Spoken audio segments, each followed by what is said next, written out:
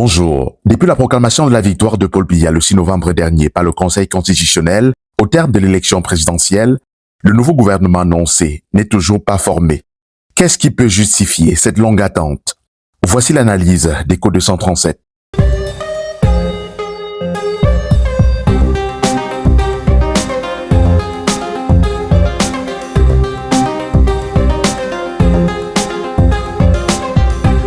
Cameroun. L'attente qui paralyse, le pouvoir qui interroge.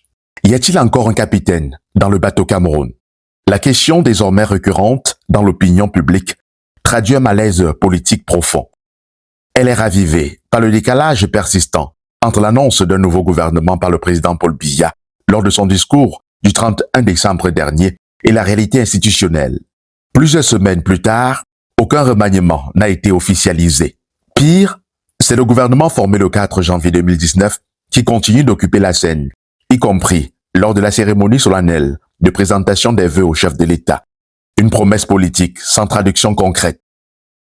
Dans un système hyper centralisé comme celui du Cameroun, l'annonce présidentielle fait office de signal fort. Lorsqu'un chef de l'État évoque la formation d'un nouveau gouvernement, cela est généralement interprété comme une décision imminente.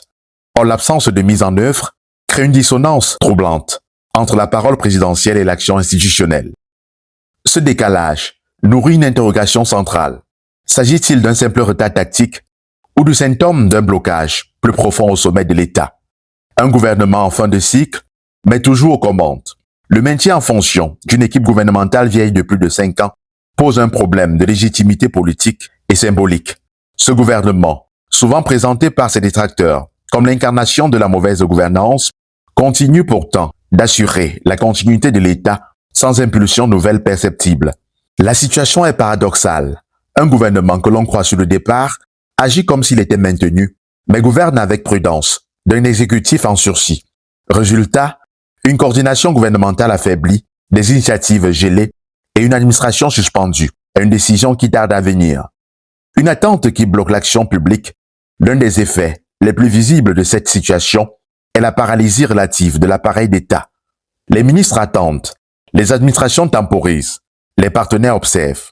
L'énergie politique n'est plus tournée vers la résolution des problèmes urgents, mais vers l'anticipation d'un hypothétique remaniement. Dans ce contexte, l'attente devient elle-même un facteur d'instabilité. Elle affaiblit la capacité de l'État à se projeter et donne l'image d'un pouvoir figé dans l'indécision. À 92 ans, Paul Biya est l'un des chefs d'État les plus âgés au monde. Une partie de l'opinion s'interroge ouvertement. Le président est-il encore en pleine capacité de gouverner au quotidien un pays confronté à de lourds défis sécuritaires, économiques et sociaux? Cette interrogation, qu'elle soit jugée légitime ou déplacée, s'impose désormais dans le débat public. Elle est renforcée par le silence, la lenteur décisionnelle et l'opacité qui entourent les grandes orientations politiques actuelles. Un mandat renouvelé, pour quelle dynamique? La question devient alors politique autant que morale. Pourquoi solliciter à obtenir un nouveau mandat de 7 ans si c'est pour reconduire, de fait, les mêmes hommes, les mêmes pratiques et les mêmes blocages? Pour nombre de citoyens, la continuité du gouvernement de 2019 apparaît en contradiction avec les promesses implicites de renouveau et d'efficacité associées à un nouveau mandat présidentiel. Ce contraste alimente un sentiment de lassitude et de désillusion. Dans un pays où la demande de gouvernance plus efficace et plus responsable est de plus en plus pressante. Un pouvoir centralisé, mais silencieux. Au final, ce qui semble coincer, ce n'est pas seulement la formation d'un gouvernement, mais la lisibilité même du pouvoir.